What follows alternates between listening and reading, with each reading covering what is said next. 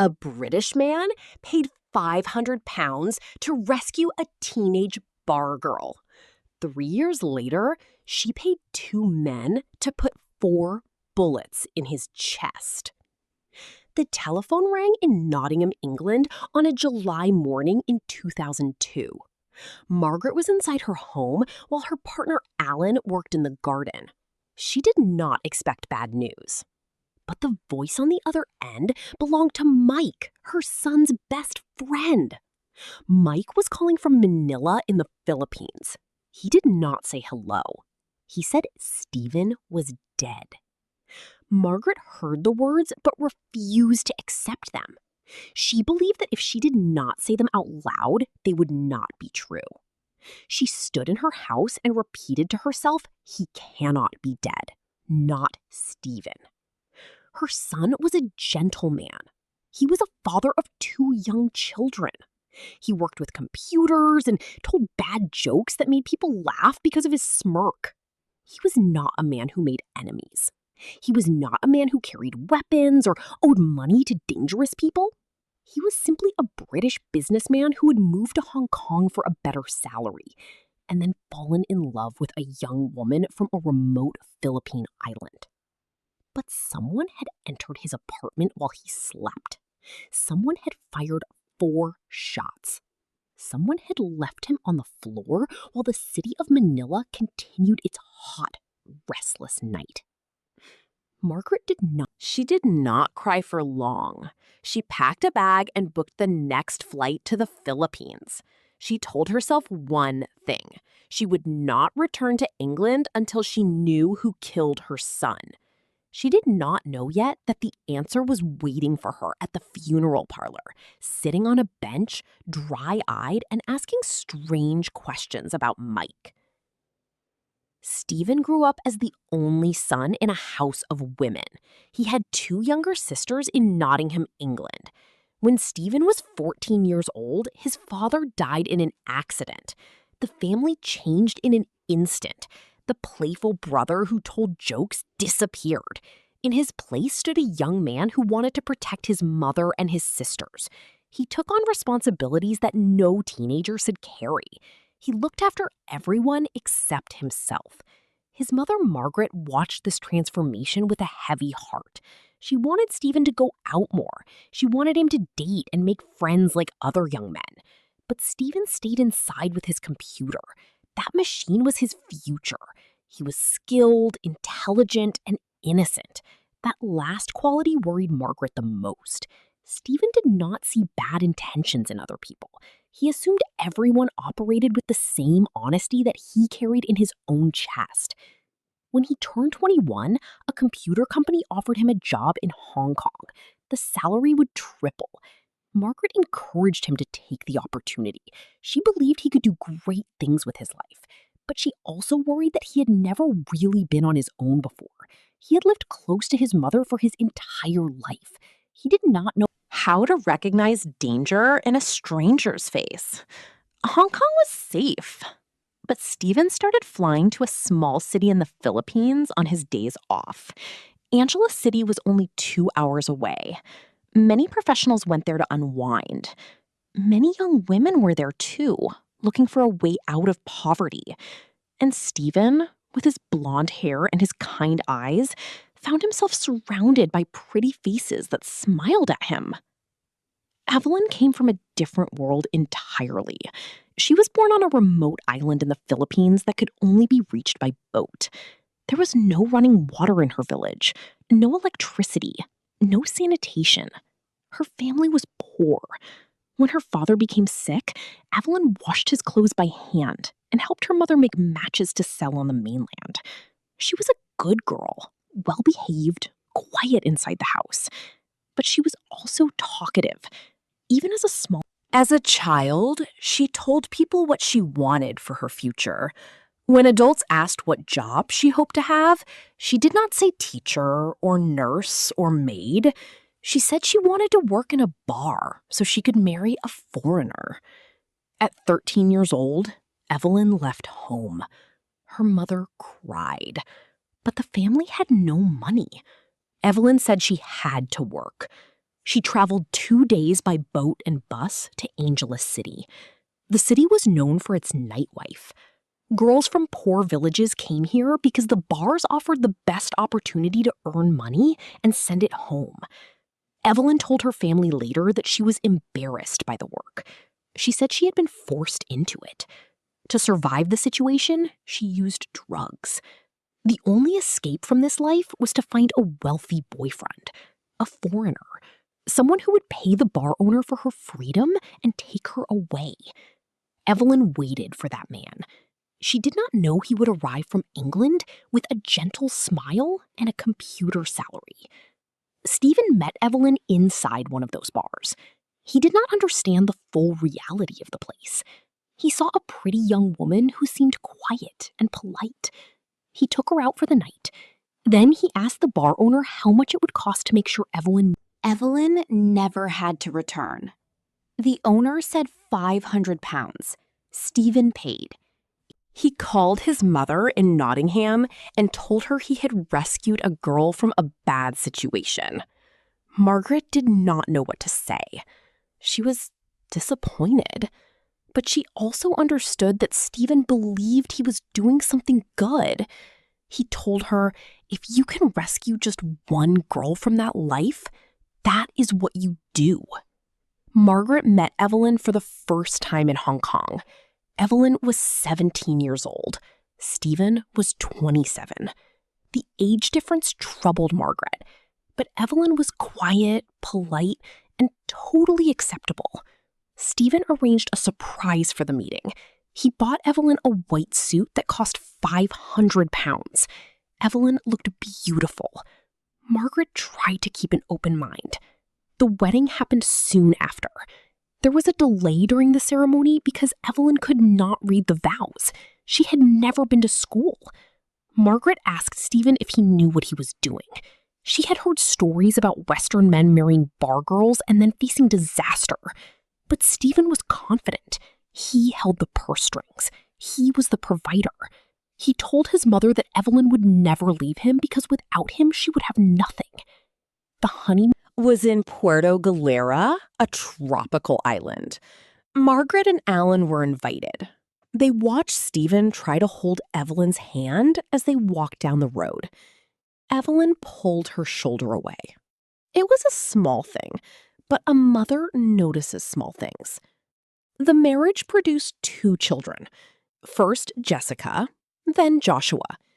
The family moved from Hong Kong to Angeles City, the same city where Evelyn had once worked in the bars. Now she lived in a different world. Stephen rented a house in the most expensive neighborhood. He earned £60,000 a year as a computer technician. He gave Evelyn a monthly allowance of £1,000. Nothing was too good for her. Stephen employed maids to do all the housework and raise the children. Evelyn stayed in bed all day. Margaret told her son that his wife was lazy. Stephen refused to hear it. He said Evelyn was his princess, and she did not have to do anything. But Margaret noticed other changes. Evelyn seemed to have developed an air of superiority. She spoke constantly about money. She looked down on her own relatives who remained in the village. When Evelyn's parents came to visit from the island, they stayed for weeks. After they left, household items went missing. Pillows disappeared. The rice maker disappeared. The water filter vanished. Evelyn did not seem concerned. She told Stephen they would simply buy more.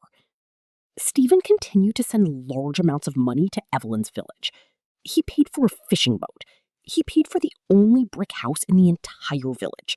He paid for flights so the family could visit. Evelyn's relatives began to depend on this money. They expected it. Stephen did not see the danger. He believed he was helping. He did not understand that he had become something more than a husband. He had become a source of income for an entire network of people. And networks like that do not let go easily. Margaret watched from England and felt a growing sense that something was wrong. But every time she raised a concern, Stephen dismissed it. He loved Evelyn. He trusted Evelyn. That trust would cost him everything. Margaret and Alan visited the Philippines at least once a year. They always brought their video camera. During one visit, Margaret noticed that Evelyn spent a great deal of time on her phone, text messaging, giggling when she thought no one was watching. Margaret asked Stephen if Evelyn had a boyfriend. Stephen did not want to believe it. But Evelyn's own sister, Gina, had moved into the house to work as a nanny for the children. Gina confronted Evelyn about the rumors. Evelyn admitted the truth. She was having an affair. The man was a local security guard named Arnold Adora. He earned £1,000 a year. That was the same amount as Evelyn's monthly allowance from Stephen. Stephen was paying his wife enough money to support a lover who made almost nothing. The situation became worse. Money started going missing from the household. Stephen had given Evelyn the fees to enroll Jessica in a private nursery school. One day, Stephen decided to take Jessica to the school himself. When he arrived, the school had no record of his daughter. Evelyn had never enrolled her. Stephen was deeply embarrassed. He called his mother and told her that Evelyn had pawned her wedding ring. Later, the family learned that Evelyn had used Stephen's money to buy a motorbike for Arnold. Stephen began spending more time away from home. He went out with his single friends to the same bars he had visited before he was married. He told Evelyn he was away on business, but he was staying at Mike's house, where women came and went. Stephen did not consider this an affair. He considered it a response to a marriage that had stopped working physically, but he still wanted to save the marriage. He gave Evelyn an ultimatum: return the missing money, get a job, or go to college. Evelyn did nothing, so Stephen threatened divorce. Divorce was not just a legal problem for Evelyn. It was a death sentence for her future. If Stephen left her, she would lose the house, the allowance, the maids, the status. She would have to return to her village as a failure. Or worse, she would have to go back to the bars. She would be exactly where she had started 5 years earlier, selling herself to strangers for a few pounds a night. She could not allow that to happen. Stephen stopped Evelyn's monthly allowance. Suddenly, she could no longer send money to her parents, her siblings, her extended family. The network that had come to depend on the golden goose was now angry. Stephen did not understand the danger. He went out for drinks with Mike one night. Mike warned him. He told Stephen that some of these people were crazy and he needed to be careful. Stephen laughed. He said they would never hurt him because he was the golden goose. Mike answered with a warning that would haunt everyone later. He said, "You forgot the moral of the story. They killed the golden goose." They laughed and had another beer. Margaret and Alan visited for one last holiday. They filmed everything as they always did. At the airport, Evelyn said goodbye to Stephen. Margaret remembers that goodbye as different from all the others. It was final. Evelyn smiled. She hugged Stephen. She let him wave and walk through the gate. Margaret believes now that Evelyn knew exactly what was coming. She knew she would never see her husband alive again. She let him say goodbye to his mother, knowing that Margaret would soon receive a telephone call that would change her life forever. Stephen flew back to the Philippines. He did not know that his wife had already made a plan. On the night of the murder, Stephen and Mike were staying at their business apartment in Manila. The city was hot. The windows were open. In the early morning hours, 3 men entered the building. They had a key. They went upstairs without making noise. Mike woke up when he felt a gun pressed against his head. A voice asked, "Is this him?" Mike did not understand the question. He looked at the man holding the gun. The man decided Mike was not the target. He moved to the next room where Stephen was sleeping. Mike heard a yell. It was Stephen's voice. Then 4 gunshots. They were so close together that they almost sounded like one long noise. Then footsteps ran down the stairs. The apartment went silent. Mike went to Stephen's room. He saw his friend lying on the floor. He felt for a pulse. There was none. He went downstairs to the neighbors and called the police. Then he turned to one of the neighbors and said something that came from his gut, not from evidence. He said that woman killed him. He meant Evelyn. There was no proof yet, but Mike had seen how Evelyn treated Stephen. He had watched her spend his money. He had heard about the affair. He knew in his bones that Evelyn was responsible. When Margaret arrived in Manila, she went straight to the funeral parlor. Stephen was in a coffin. Evelyn was sitting on a bench to the left. She did not stand up. She did not come to Margaret. She did not hug her mother-in-law. Margaret stood over her son's body and waited for Evelyn to say something. Instead, Evelyn asked, "Have you seen Mike?" Not a tear, not a question about the children, not a word of grief for the man she had married. Margaret took out a notebook and began writing down everything Evelyn said. She would not stop writing until she had the truth. The police investigation moved at a slow pace. Officers first believed someone from Stephen's company might have killed him. They interviewed all the employees. Everyone said Stephen was a good employer. No one had a reason to want him dead. The police faced a blank wall. Margaret decided she could not wait for them to figure it out. She hired her own private investigator. He was a former policeman who did not want his name used. Margaret cried on his shoulder and begged him to help solve her son's case. The investigator began 24-hour surveillance on Evelyn. He watched her house. He watched who came and went. 2 men paid regular visits to Evelyn's home. One was Arnold Adora, the security guard who made £1,000 a year. The other was Arnold's friend, another security man. Margaret passed this information to the police. They called both men in for questioning. Mike was brought to the police station to look at them.